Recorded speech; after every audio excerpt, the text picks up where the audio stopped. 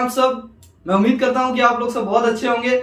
मेरा नाम है अवैस खान और स्वागत है आप लोगों का मेरे चैनल अवैस फ्री लर्निंग में। तो मैं आपको बता दूं कि मैं उम्मीद करता हूं कि आप लोगों ने मेरी इससे पहली वाली वीडियो देखी होगी जिसमें हम लोगों ने बात किया था वेव मोशंस और फ्रीक्वेंसी और टाइम पीरियड से रिलेटेड कुछ न्यूमेरिकल्स के बारे में हम लोगों ने सॉल्व किया था यहाँ पे। और जिन बच्चों ने अभी तक वो वीडियो नहीं देखी है उसकी लिंक मैं आप लोगों को डिस्क्रिप्शन बॉक्स में दे दूंगा, वो आप लोग जाकर जरूर देखिएगा। एंड आज की जो वीडियो होने वाली है हमारी, वो हमारा फिजिक्स का अगला पार्ट होने वाला है जिसमें हम लोग बात करने वाले हैं स्पीड ऑफ साउंड के बारे में। साथ ही साथ हम लोग समझेंगे कौन से फैक्टर्स साउंड स्पीड को इफेक्ट करते हैं और कौन से फैक्टर्स इफेक्ट नहीं करते हैं, which is going to be very important for your exam. तो चलिए फिर let's start our video without wasting a time. And before starting our video I must tell you guys that those who haven't subscribed my channel yet, go and subscribe it and don't forget to press the bell icon because as soon as I upload my videos it will reach you instantly. So let's start our video. Let's go. तो चलिए बच्चों फटाफट से हम लोग समझ लेते हैं स्पीड ऑफ साउंड के बारे में।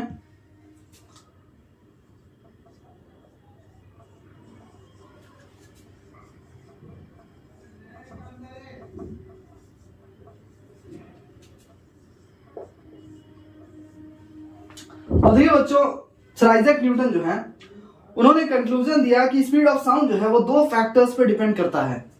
दो फैक्टर्स पे, ठीक है। कौन से फैक्टर्स पे आपका स्पीड ऑफ साउंड डिपेंड करता है? दो फैक्टर्स पे डिपेंड करता है। एक आपका इलास्टिसिटी है, मतलब कि मीडियम के इलास्टिसिटी पे, और दूसरा आपका डेंसिटी पे, डेंसिटी ऑफ द मीडियम पे। मतलब उन्होंने कंक्लूजन दिया, उन्होंने कंक्लूड किया कि दो फैक्टर्स पे आपका स्पीड ऑफ साउंड जो है वो डिपेंड करता है। एक आपका इलास्टिसिटी ऑफ द मीडियम पे, दूसरा of the density of the medium पे। और उन्होंने एक फॉर्मूला दिया कि V is equal to root over elasticity by rho. Rho मतलब कि डेंसिटी, रो यहां पर आपको डेंसिटी को डिनोट कर रहा है। ये उन्होंने फॉर्मूला दिया कि स्पीड ऑफ साउंड जो है, ये आपका स्पीड ऑफ साउंड है, ये स्पीड ऑफ साउंड है कि स्पीड ऑफ साउंड बराबर जो है आपका होता है root over elasticity of the medium by density of the medium. तो इससे हम लोग को, इस फॉर्मूले से हम लोग को पता चल रहा है इस रिलेशन से कि स्पीड ऑफ साउंड जो है वो दो फैक्टर्स पे डिपेंड करता है, एक इलास्टिसिटी, दूसरा डेंसिटी पे। तो ये क्वेश्चन आपको पूछा जा सकता है एग्जाम में कि कौन सा दो फैक्टर्स हैं न्यूटन भाई साहब के हिसाब से, कि दो फैक्टर्स पे आपका डिपेंड करता है, पहला इलास्टिसिटी, दूसरा डेंसिटी ऑफ द मीडियम पे। यहाँ पे ये जो आप ई देख रहे हैं ये आपका इलास्टिसिटी का कोएफिशिएंट है, इलास्टिसिटी ऑफ द मीडियम का, और यहाँ पर रो जो है ये आपका डेंसिटी ऑफ द मीडियम को डिनोट कर रहा है। ये आपका डेंसिटी को डिनोट कर रहा है और ये आपका इलास्टिसिटी को डिनोट कर रहा है। अब देखिए न्यूटन ने इस रिलेशन का इस्तेमाल किया स्पीड ऑफ साउंड को गैस में कैलकुलेट करने के लिए। कौन से मीडियम में कैलकुलेट करने के लिए? इस मीडियम में, गैस में, या फिर आप बोल सकते हैं एयर में कैलकुलेट करने के लिए।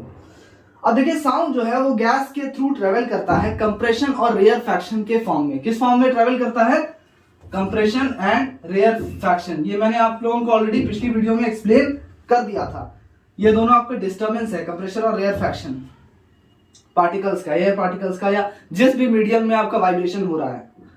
अब देखिए न्यूटन जो है, सर आइजैक न्यूटन अज्यूम करते हैं कि प्रेशर में जो चेंज होता है और वॉल्यूम में चेंज होता है जब साउंड वेव जो है वो प्रोपोगेट करता है, वो आइसोथर्मल होता है। यानी कि यहाँ पर प्रेशर और वॉल्यूम ऑफ गैस में तो चेंज हो रहा था उनके हिसाब से, प्रेशर में भी आपका चेंज हो रहा था और आपका वॉल्यूम में भी चेंज हो रहा था, लेकिन ये जो चेंज था ये आपका आइसोथर्मल था, ठीक है। मतलब साउंड वेव्स जो यहाँ पे प्रोपोगेट कर रहा था वो आपका आइसोथर्मल, यहाँ पर आइसोथर्मल चेंज था। आइसोथर्मल का मतलब ये है कि यहाँ पर आपका टेम्परेचर कांस्टेंट था। आइसोथर्मल का मतलब ये होता है, इनका मानना ये था कि ये प्रोसेस जो है वो आपका आइसोथर्मल था, यानी कि यहाँ पर टेम्परेचर जो है वो आपका कांस्टेंट था, ठीक है। टेम्परेचर चेंज नहीं कर रहा था, इनका ये मानना था। अब देखिए यहां पर क्या होता है कि जो अमाउंट ऑफ हीट प्रोड्यूस हो रहा था कंप्रेशन के दौरान, ठीक है, जो अमाउंट ऑफ हीट आपका कंप्रेशन के दौरान प्रोड्यूस हो रहा था ये सराउंडिंग में लूज हो जा रहा था। और फिर सिमिलरली हो क्या रहा था कि जो अमाउंट ऑफ हीट आपका कंप्रेशन के दौरान लूज हुआ था वो आपका रेयर फ्रैक्शन के दौरान वापस से गेन हो जा रहा था ताकि आपका टेम्परेचर कांस्टेंट रहे। अब जाहिर सी बात है कि कंप्रेशन के दौरान जो आपका अमाउंट ऑफ हीट लूज हो रहा था, जो अमाउंट ऑफ हीट आपका लूज हो रहा था, वही अमाउंट ऑफ हीट आपका जो लूज हुआ था, जो लॉस हुआ था, वो वापस से आ जा रहा है। तो फिर आपका टेम्परेचर क्या रहेगा? कांस्टेंट रहेगा। हम लोग जानते हैं कि कंप्रेशन किसे कहते हैं? अगर पार्टिकल्स जो है आपका एयर मीडियम में या कोई भी मीडियम में अगर पार्टिकल्स जो है वो क्लोजेस्ट आ जाता है, एकदम नजदीक रहता है एक दूसरे से सटा सटा हुआ, so this is called compression, ठीक है। और रेयर फ्रैक्शन में क्या होता है? मैक्सिमम डिस्टेंस पे रहता है आपका पार्टिकल्स, ठीक है, एक्सट्रीम पोजीशन पे आपका पार्टिकल्स रहता है, तो इसको हम लोग कहते हैं रेयर फ्रैक्शन। तो कंप्रेशन के दौरान जो आपका हीट लूज हो रहा था वही हीट आपका वापस आ जा रहा है रेयर फ्रैक्शन के दौरान। जो आपका यहाँ पे लूज हुआ था वो आपका यहाँ वापस आ जा रहा है। इस वजह से आपका टेम्परेचर जो है वो कांस्टेंट है यहाँ पे। अब देखिए इस रिलेशन का इस्तेमाल करके जो है हम लोग कैलकुलेट जब करेंगे स्पीड ऑफ साउंड, जो कि नॉर्मल टेम्परेचर एंड प्रेशर पे हम लोग कैलकुलेट करेंगे। यहाँ पर इसको हम लोग नॉर्मल टेम्परेचर और प्रेशर पे कैलकुलेट करेंगे। तो यहाँ पर स्पीड ऑफ साउंड हम लोग को मिला 280 मीटर पर सेकंड। मतलब इस फॉर्मूले का इस्तेमाल करके न्यूटन भाई साहब ने जब कैलकुलेट किया speed of sound in gas medium, तो उनको कितना मिला? उनको 280 मीटर पर सेकंड आंसर मिला। 280 मीटर पर सेकंड आंसर उनको मिला। लेकिन एक्सपेरिमेंटल वैल्यू जो था स्पीड ऑफ साउंड का नॉर्मल टेम्परेचर और प्रेशर पे वो था 332 मीटर पर सेकंड। मतलब एक्सपेरिमेंटल वैल्यू जो था आपका, एक्सपेरिमेंटल वैल्यू ईवी से डिनोट कर दे रहा हूं, ये था आपका 332 मीटर पर सेकंड। और इस फॉर्मूले को इस्तेमाल करके स्पीड ऑफ साउंड आपका निकला था 280 मीटर पर सेकंड।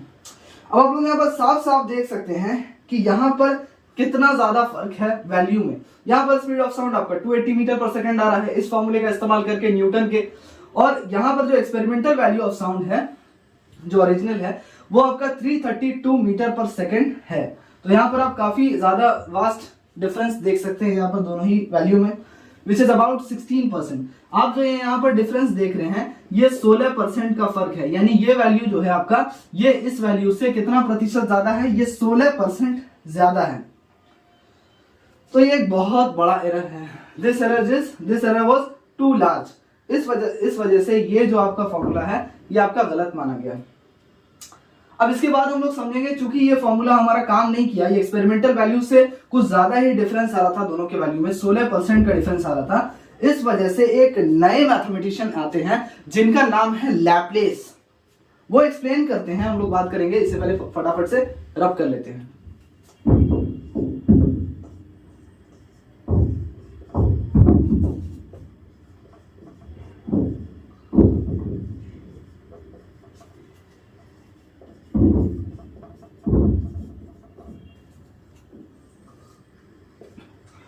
अब देखिए ये जो लैपलेस, ये जो दूसरे शख्स है हमारे लैपलेस, जो कि एक फ्रेंच मैथमेटिशियन थे, वो एक्सप्लेन करते हैं कि प्रेशर और वॉल्यूम ऑफ गैस में तो चेंज हो ही रहा है साउंड वेव्स के दौरान। जब साउंड वेव्स जब आपका प्रोपोगेट करता है, जब साउंड वेव्स आपका ट्रेवल करता है, तो उसमें प्रेशर और वॉल्यूम में तो चेंज हो ही रहा है, लेकिन ये चेंज आपका आइसोथर्मल नहीं है। ये चेंज आपका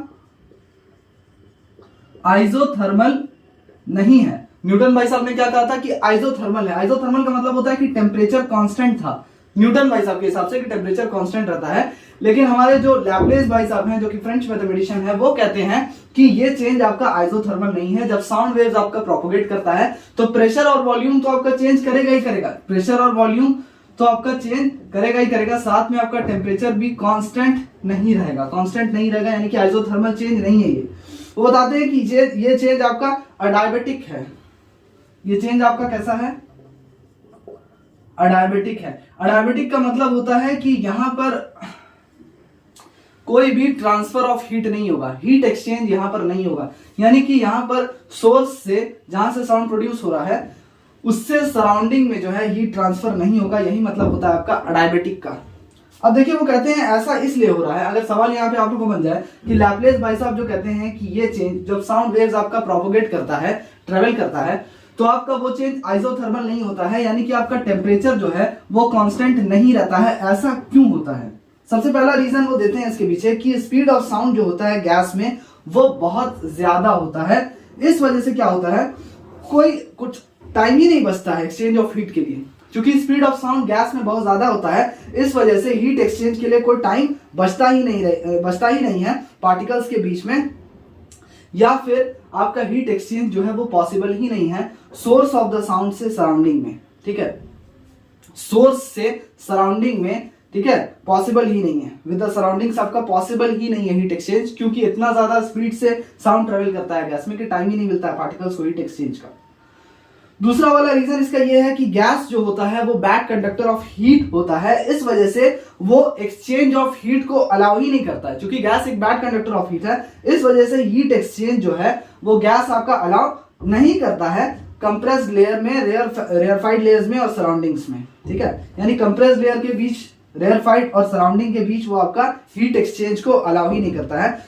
why? Since it is a bad conductor of heat, we are talking about gas. तो पहला रीजन आप लोग आसानी से लिख सकते हैं, क्योंकि स्पीड ऑफ साउंड जो है क्वाइट लार्ज होता है। Speed in gas is quite large. अब देखिए, चूंकि लार्ज होता है तो वो अलाउ ही नहीं करता है, does not allow exchange of heat. तो यहां पर हीट एक्सचेंज अलाउ ही नहीं करता है, क्योंकि स्पीड जो होता है साउंड का, ये स्पीड किस चीज का, साउंड का जो स्पीड होता है गैस में वो ज्यादा होता है, जिस वजह से हीट एक्सचेंज का टाइम नहीं मिलता है आपका। इट डज नॉट अलाउ, पूरा नहीं लिख रहा हूं मैं, आपको सिर्फ एक्सप्लेन कर रहा हूं, ये पॉइंट तो आप लोगों की बुक से भी मिल जाएगा। सबसे मेन मुद्दा है कि आप लोगों को मैं एक्सप्लेन कर दूं। दूसरी बात हम लोग समझ चुके हैं कि चूंकि गैस जो है वो बैड कंडक्टर ऑफ हीट होता है,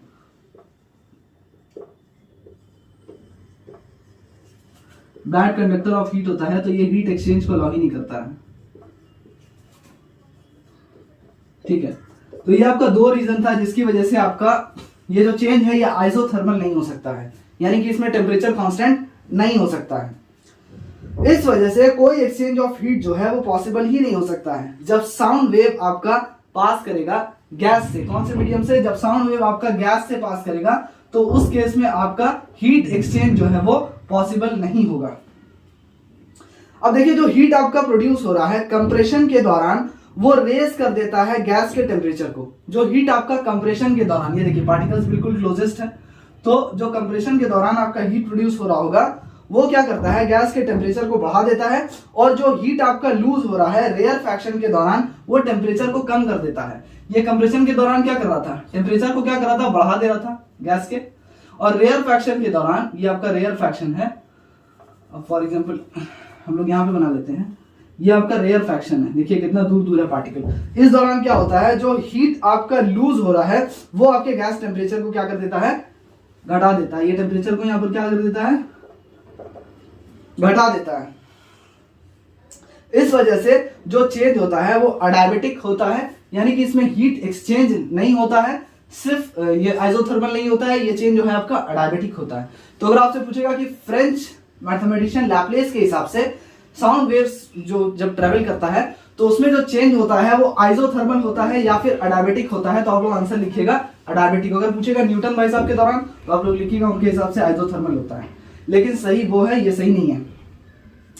अब देखिए लैप्लेस के हिसाब से क्या होता है ना कि साउंड का जो स्पीड है गैस में उसके लिए वो रिलेशन देते हैं, हम लोग इसे मिटा लेते हैं फटाफट से। देखिए जो लैप्लेस भाई साहब है ये दूसरा वाला रिलेशन देते हैं, speed of sound is equal to root over, ये रिलेशन वो हमारा देते हैं जिसमें ये आपका कांस्टेंट है। अब देखिए यहां पर v जो है वो स्पीड ऑफ साउंड है, ये तो आप लोग पहले से ही जान रहे हैं, ये स्पीड ऑफ साउंड है, ये स्पीड ऑफ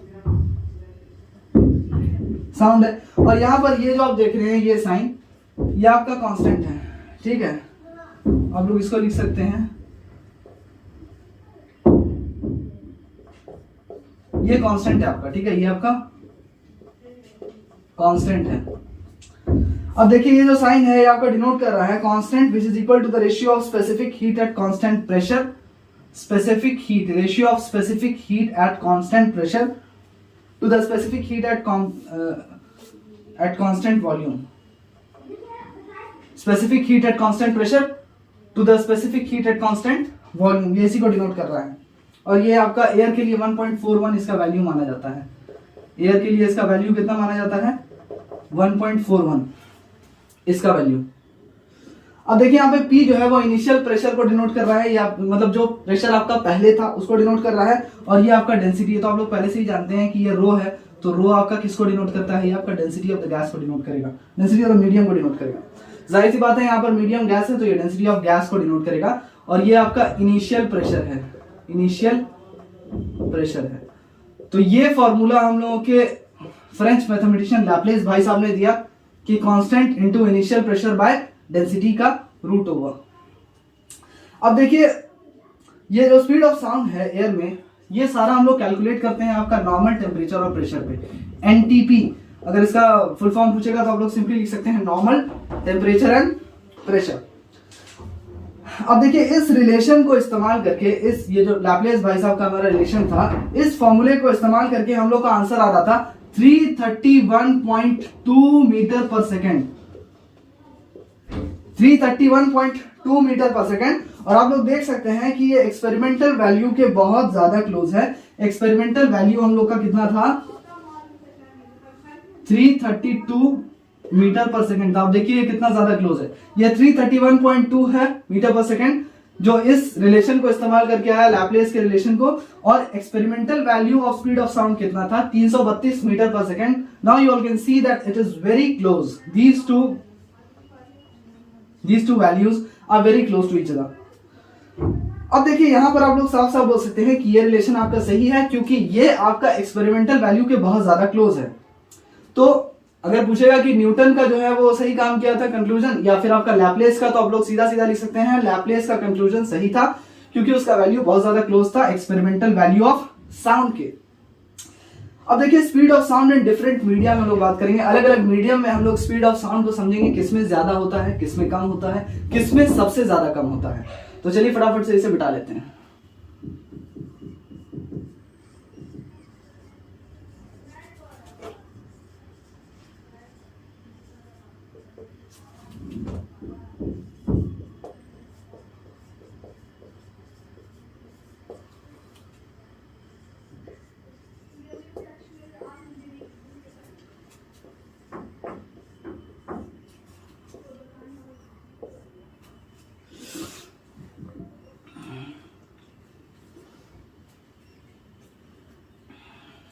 अब देखिए बच्चों, सॉलिड्स जो होता है वो ज्यादा इलास्टिक होता है, और गैस जो है वो कम, सबसे कम इलास्टिक होता है। तो अगर इलास्टिसिटी के बारे में पूछा जाए, इलास्टिसिटी के बारे में अगर बात की जाए, तो हमारा सॉलिड्स जो होता है वो सबसे ज्यादा इलास्टिक होता है, और गैस जो है वो लीस्ट, सबसे कम इलास्टिक होता है। गैस से ज्यादा लिक्विड, और लिक्विड से ज्यादा, सबसे ज्यादा इलास्टिक कौन होता है, आपका सॉलिड्स जो है वो सबसे ज्यादा इलास्टिक होता है। तो आप लोग इसको इस तरह से लिख सकते हैं कि सॉलिड्स का जो इलास्टिसिटी होता है उससे कम आपका लिक्विड्स का इलास्टिसिटी होता है, और सबसे कम आपका गैस का इलास्टिसिटी होता है। ये रिलेशन आप लोग को याद रखना है। अब देखिए मैं आपको बता दूं कि स्पीड ऑफ साउंड जो होता है वो सॉलिड में मैक्सिमम होता है, और लिक्विड में, इसमें आपका स्पीड ऑफ साउंड क्या होता है, मैक्सिमम होता है, और गैस में जो साउंड ट्रेवल करता है उसका स्पीड आपका मिनिमम होता है। ये चीज याद रखिएगा। अब यहां से सवाल बनेगा कि भैया ऐसा क्यों होता है, इसका रीजन क्या है। तो इसके पीछे रीजन ये है कि जो मॉलिक्यूल्स जो होता है सॉलिड में वो बहुत ज्यादा क्लोजली पैक्ड होता है, और लिक्विड्स में भी क्लोजली पैक्ड होता है एज कंपेयर टू गैस। अगर हम लोग बात करें सॉलिड्स के बारे में, तो ये देखिए सॉलिड्स का मॉलिक्यूल्स कुछ इस तरह से पैक्ड होता है। इनके बीच का जो इंटरमॉलिक्यूलर स्पेस है वो लगभग नेग्लिजिबल होता है। ये देखिए कितना क्लोजली पैक्ड है इनका मॉलिक्यूल्स, सॉलिड्स का। ये सॉलिड्स का है। अब अगर यहाँ पर हम लोग लिक्विड्स का बना ले तो यहाँ थोड़ा दूर दूर पे होगा, ठीक है, इस तरह से होगा, इस तरह से होगा, ये लिक्विड्स है। और अगर हम लोग गैस की बात करें तो यह देखिए इस तरह से होगा, ठीक है, तो ये गैस का है। तो अगर हम लोग बात करें मॉलिक्यूल्स के बारे में, तो आप देख सकते हैं कि सॉलिड्स में जो है मॉलिक्यूल्स जो है वो कितना ज्यादा क्लोजली पैक्ड है, और गैस में सबसे ज्यादा लूजली पैक्ड है। तो इसमें क्या है, आपका मॉलिक्यूल्स आपका लूजली पैक्ड है, और इसमें आपका मॉलिक्यूल्स जो है वो आपका बहुत ज्यादा क्लोजली पैक्ड है सॉलिड्स में। इस वजह से मॉलिक्यूल्स जो होता है वाइब्रेशंस को फटाफट से कैरी करता है और ज्यादा एफिशिएंटली कर पाता है जब क्लोज होता है वो एक दूसरे से। फॉर एग्जांपल इसका मैं एग्जांपल दे देता हूं कि फॉर एग्जांपल यहाँ पे एक लाइन से बहुत सारा आदमी खड़ा हुआ है, ठीक है, एक आदमी फटाफट सट के खड़ा हुआ है। तो अगर एक आदमी दूसरे आदमी को धक्का देगा तो वो फटाफट से साइमल्टेनियसली होगा क्या कि वो उसको फिर फटाफट से धक्का देगा, क्योंकि सब एक दूसरे से सटा हुआ है ना। अब फॉर एग्जांपल एक रो में ढेर सारी साइकिल लगी हुई है, उसमें आप एक साइकिल को ढकेलेंगे तो फटाफट से आप देखेंगे सारी साइकिल गिर जा रही है। और दूसरा केस हम लोग लेते हैं कि दूसरे तरफ एक साइकिल यहाँ लगी है, दूसरी साइकिल वहां लगी है, तीसरी साइकिल वहां लगी है, या फिर साइकिल का एग्जांपल छोड़िए, अगर दूसरे केस में लोग लेते हैं एक आदमी यहाँ खड़ा है, दूसरा आदमी थोड़ा दूर पे खड़ा है, तीसरा आदमी और ज्यादा दूर पे खड़ा है, तो ये उसको धक्का देगा, फिर वो जाके आगे उसको धक्का देगा, तो उसमें आपका ज्यादा टाइम लगेगा, तो उसकी एफिशिएंसी अच्छी नहीं होगी। लेकिन यहाँ पर जो if I talk about solids, so sounds travel with greatest speed in solid if I compare to gas. Why? What's the reason behind it? कि इसमें जो होता है आपका मॉलिक्यूल्स जो होता है सॉलिड में वो बहुत ज्यादा क्लोजली पैक्ड होता है, इस वजह से वाइब्रेशन में आसानी होती है। मॉलिक्यूल्स जो है वाइब्रेशन को एफिशिएंटली जो है परफॉर्म कर पाते हैं। मतलब क्या बोल सकते हैं, ये जो मॉलिक्यूल्स आप देख रहे हैं ये वाइब्रेशन को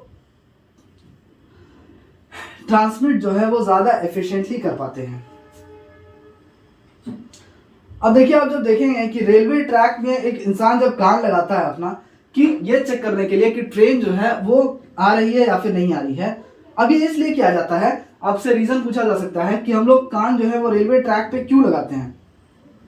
सबसे पहले तो मैं आपका इसका रीजन लिखा दूं यहाँ पर कि अगर आपसे पूछा जाए कि साउंड जो है वो गैस में मिनिमम क्यों होता है और साउंड जो है वो सॉलिड्स में मैक्सिमम स्पीड के साथ ट्रेवल क्यों करता है, तो यहाँ पर आप सिंपली आंसर लिख सकते हैं कि मॉलिक्यूल्स आर क्लोजली पैक्ड।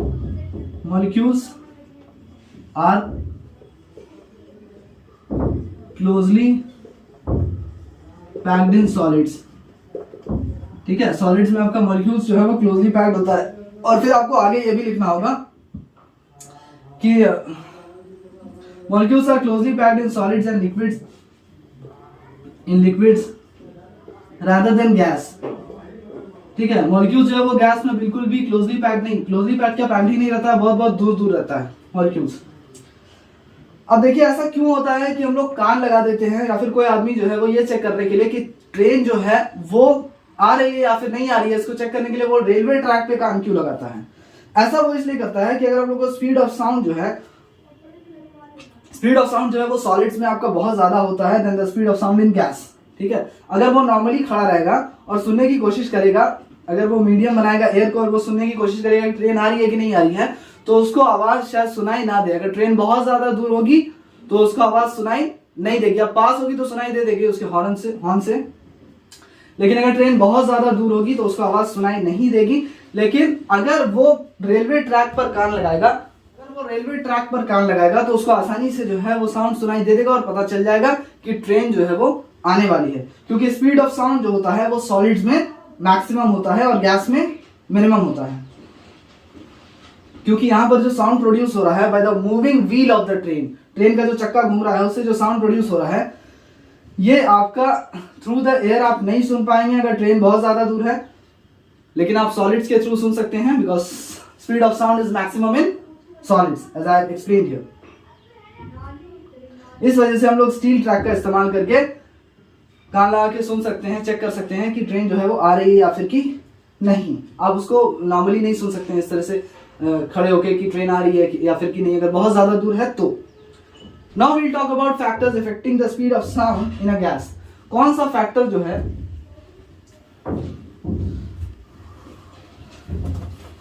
आपका स्पीड ऑफ साउंड को अफेक्ट करता है इन gas?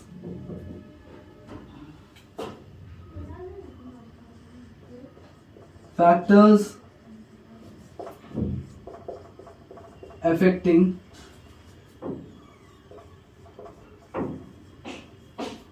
speed of sound in gas।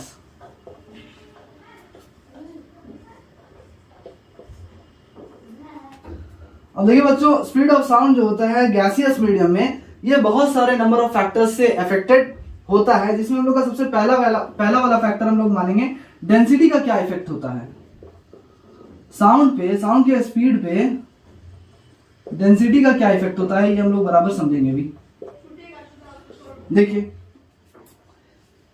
अभी हम लोगों ने समझा था कि फ्रेंच मैथमेटिशियन लैप्लेस ने एक रिलेशन दिया था कि स्पीड ऑफ साउंड बराबर ये कांस्टेंट होता है, ये इनिशियल प्रेशर होता है और नीचे डेंसिटी होता है, इसका रूट ओवर। ठीक है, speed of sound is equal to root over constant into initial pressure by density of the medium. ये रिलेशन हम लोगों ने दिया था फ्रेंच मैथमेटिशियन लैप्लेस ने, और ये सही प्रूव हुआ था। तो यहाँ पर स्पीड ऑफ साउंड जो होता है गैस में, आप देख सकते हैं ये साफ साफ इनवर्सली प्रोपोर्शनल है डेंसिटी के, ठीक है। ये आपका साफ साफ आप देख सकते हैं कि यहाँ पर square root of density of the gas, square root of density of the gas के इनवर्सली प्रोपोर्शनल। इनवर्सली प्रोपोर्शनल का मतलब ये होता है कि अगर आप इसके सामने सामने आ जाता, सीधा सीधा आ जाता, तो हम लोग कहते हैं अगर डेंसिटी यहाँ पर होता तो we could say that density is directly proportional to the speed of sound, but here as you can see that it is below right here, so we must say that it's not directly proportional but it is inversely proportional to the speed of sound. तो अब इस relation का इस्तेमाल करके हम लोग ये check कर सकते हैं कि डेंसिटी जो होता है आपका ऑक्सीजन का, ये हाइड्रोजन के डेंसिटी से 16 गुना ज्यादा होता है। यानी अगर हम लोग बात करें डेंसिटी ऑफ ऑक्सीजन की, अगर हम लोग बात करें तो ये आपका 16 टाइम्स ज्यादा होता है किसके डेंसिटी से, density of hydrogen. Density of hydrogen से कितना ज्यादा होता है, 16 गुना ज्यादा होता है। तो अब हम लोग यहाँ पर इस दोनों वैल्यू को, मतलब ये चूंकि 16 गुना ज्यादा होता है हाइड्रोजन के डेंसिटी से, तो इसको हम लोग इस्तेमाल करके आसानी से निकाल सकते हैं कि हाइड्रोजन में जो है वो स्पीड ऑफ साउंड क्या होगा और ऑक्सीजन में जो है वो स्पीड ऑफ साउंड क्या होगा। अब देखिए जितना ज्यादा डेंसिटी होगा स्पीड जो है साउंड का उतना ज्यादा कम होगा, जितना कम डेंसिटी होगा उतना ही स्पीड ऑफ साउंड जो है वो ज्यादा होगा। Why? Because it is inversely proportional to this speed of sound is inversely proportional to the square root of density of the gas. अब देखिए हम लोग डायरेक्टली यहाँ पे पुट कर देते हैं इस फॉर्मूले को इस्तेमाल हम लोग यहाँ नहीं करेंगे, हम लोग यहाँ डायरेक्टली इस्तेमाल करेंगे density of oxygen by density of hydrogen का रूट होगा, ठीक है। ये हम लोग लिख सकते हैं therefore density of oxygen by density of hydrogen, और हम लोग यहाँ पर लिख सकते हैं डेंसिटी ऑफ ऑक्सीजन जो है वो 16 टाइम्स जो है वो डेंसिटी ऑफ हाइड्रोजन हो जाएगा, और यहाँ पर डेंसिटी ऑफ हाइड्रोजन ही रहने दीजिए। अब यहाँ पर हम लोगों ने इसीलिए 16 इंटू डेंसिटी ऑफ हाइड्रोजन लिखा है, आप लोग यहाँ पे ब्रैकेट में दे सकते हैं उसका reason, since density of oxygen equal to 16 times density of hydrogen. तो इसका वैल्यू हम लोगों ने यहाँ पर पुट कर दिया है, डेंसिटी ऑफ ऑक्सीजन की जगह लिख दिया है density of 16 times density of hydrogen, क्योंकि ये 16 गुना है आपका हाइड्रोजन के डेंसिटी के। अब आप लोग यहाँ पर डायरेक्टली जो है इसे काट सकते हैं, इसको आप लोग कैंसिल आउट कर देंगे तो आपके पास क्या बचेगा 16, और इस 16 का रूट ओवर आपका आ जाएगा बच्चों 4 से ये पता चलता है कि हाइड्रोजन में जो स्पीड ऑफ साउंड होगा वो 4 गुना ज्यादा होगा ऑक्सीजन से। यानी हाइड्रोजन में जो आपका स्पीड ऑफ साउंड होगा, यहाँ जो आपका स्पीड होगा हाइड्रोजन में, ये 4 टाइम्स स्पीड इन ऑक्सीजन होगा, speed of sound in oxygen. तो इससे ये प्रूव हुआ, आप लोग आसानी से इस फॉर्मूले के तहत निकाल सकते हैं कि किसी भी एलिमेंट का जो स्पीड ऑफ साउंड है वो कितना टाइम्स ज्यादा होगा अगले एलिमेंट के, क्योंकि उसका वैल्यू आपका दिया रहेगा, जिसका वैल्यू आपका ज्यादा दिया रहेगा, इतना टाइम्स उतना टाइम्स ज्यादा दिया रहेगा, उसका उतना ही कम आएगा वैल्यू, ठीक है। तो यहाँ पे दिया हुआ था ऑक्सीजन का जो है 16 टाइम्स ज्यादा होता है, तो आप लोग साफ साफ यहाँ पे देख सकते हैं कि speed of sound in hydrogen जो है आपका स्पीड ऑफ साउंड क्या निकल गया, 4 times speed of sound in oxygen. जितना ज्यादा डेंसिटी होगा उतना कम स्पीड ऑफ साउंड होगा उस मीडियम में, और जितना कम डेंसिटी होगा उतना ही ज्यादा स्पीड ऑफ साउंड होगा उस मीडियम में।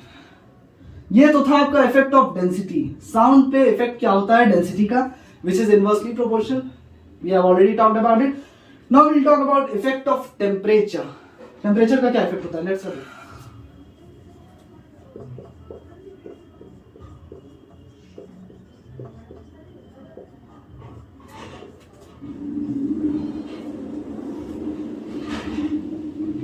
अब देखिए बच्चों, हम लोग जानते हैं कि स्पीड ऑफ साउंड जो होता है गैस में,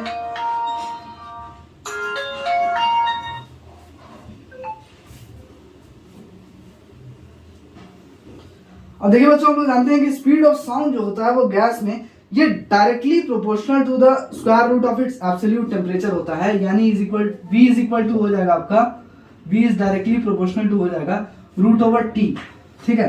तो आप लोग साफ साफ यहाँ पे देख सकते हैं कि स्पीड, ये स्पीड ऑफ साउंड है, ये आपका डायरेक्टली प्रोपोर्शनल है to the square root of its temperature, यानी temperature of the medium, absolute temperature है ये, ठीक है। मतलब एब्सोल्यूट टेम्परेचर के टेम्परेचर के डायरेक्टली प्रोपोर्शनल हो जाएगा आपका, speed of sound will be directly proportional to square root of absolute temperature. अब देखिए ये रीजन इसके पीछे इसलिए है क्योंकि जब आपका टेम्परेचर इंक्रीज होता है तो डेंसिटी क्या होता है आपका डिक्रीज होता है। जब भी याद रखिएगा आपका टेम्परेचर इंक्रीज करेगा, जब आप पानी को उबालते हैं तो उसमें उसका टेम्परेचर क्या करता है इंक्रीज करता है, तो उसका डेंसिटी क्या हो जाता है डिक्रीज हो जाता है क्योंकि वॉल्यूम बढ़ने लगता है। तो याद रखिएगा ये चीज कि टेम्परेचर जब आपका इंक्रीज होगा तो डेंसिटी आपका डिक्रीज होगा। डेंसिटी डिक्रीज क्यों होता है? क्योंकि वॉल्यूम आपका बढ़ जाता है, और जब वॉल्यूम आपका बढ़ जाता है तो हम लोग अच्छी तरीके से जानते हैं कि इसका कंसिक्वेंटली होगा क्या इसका असर कि स्पीड ऑफ साउंड जो है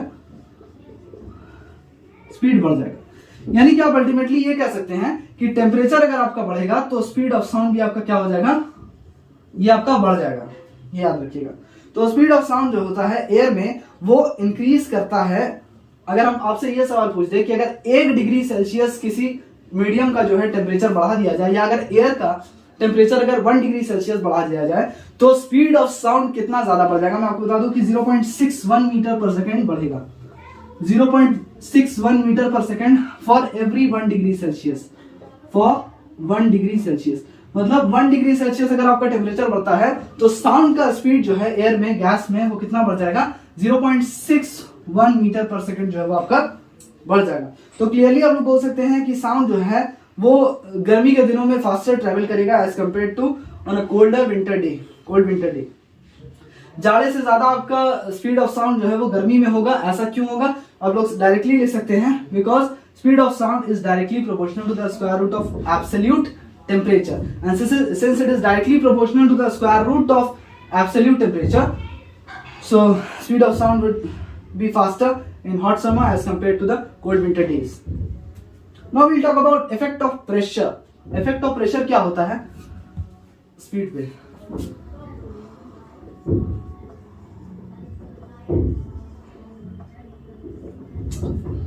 आप लोग साफ साफ देख सकते हैं ये लैप्लेस का दिया हुआ फॉर्मूला है। Speed of sound is equal to constant into initial pressure by density. ये फॉर्मूला आपका लैप्लेस भाई साहब ने दिया था, लैप्लेस ने दिया था ये फॉर्मूला। अब इस फॉर्मूले का इस्तेमाल करके हम लोग चेक कर लेंगे कि प्रेशर का इफेक्ट क्या होगा साउंड के स्पीड पे। अगर मान लीजिए कि गैस का टेम्परेचर जो है वो कांस्टेंट रहता है तो प्रेशर में जो चेंज होगा वो उसके डेंसिटी को चेंज कर देगा सेम रेशियो में। इसका मतलब ये हुआ कि प्रेशर जो गैस का अगर डबल किया जाएगा तो वॉल्यूम जो है वो हाफ हो जाएगा। अगर प्रेशर जो है वो डबल कर दिया जाए तो वॉल्यूम क्या हो जाएगा आपका हाफ हो जाएगा। प्रेशर अगर दुगना कर दिया जाए, डबल कर दिया जाए तो वॉल्यूम जो होगा वो आपका हाफ हो जाएगा। इस वजह से डेंसिटी जो है वो डबल हो जाएगा क्योंकि डेंसिटी होता है आपका मास बाय वॉल्यूम। डेंसिटी क्या होता है आपका मास बाय वॉल्यूम। तो यहां पर आपका डेंसिटी जो है वो डबल हो जाएगा, जिसमें ये जो आपका रेशियो आप देख रहे हैं इनिशियल प्रेशर बाय डेंसिटी का, ये आपका कांस्टेंट रहेगा, अनचेंज रहेगा, अनचेंज। तो ये आपका इनिशियल प्रेशर बाय डेंसिटी जो है ये आपका अनचेंज रहेगा, ये चेंज नहीं होगा क्योंकि यहाँ प्रेशर डबल कर रहे हैं तो वॉल्यूम जो है वो हाफ हो जा रहा है। और डेंसिटी का फॉर्मूला होता है मास बाय वॉल्यूम। और यहाँ पर जो हम लोग को इस फॉर्मूले में जो रेशियो दिया हुआ है इनिशियल प्रेशर का और डेंसिटी का, डेंसिटी ऑफ गैस का, ये यहाँ पर आपका अनचेंज रहेगा, ये चेंज नहीं करेगा। तो कंसिक्वेंटली आप बोल सकते हैं कि साउंड का जो स्पीड होगा ये it will be independent of pressure, it will be independent of pressure of the gas. अगर आपका टेम्परेचर कांस्टेंट है तो आपका जो प्रेशर होगा उस पर डिपेंड नहीं करेगा sound, it will be independent of pressure. अगर आपका टेम्परेचर कांस्टेंट है तो यानी इसका कोई असर नहीं होगा। अगर टेम्परेचर आपका कांस्टेंट है तो स्पीड ऑफ साउंड पे कोई इफेक्ट नहीं पड़ेगा अगर प्रेशर बढ़ाए चाहे घटाएं। Now we will talk about effect of humidity. Let's start it.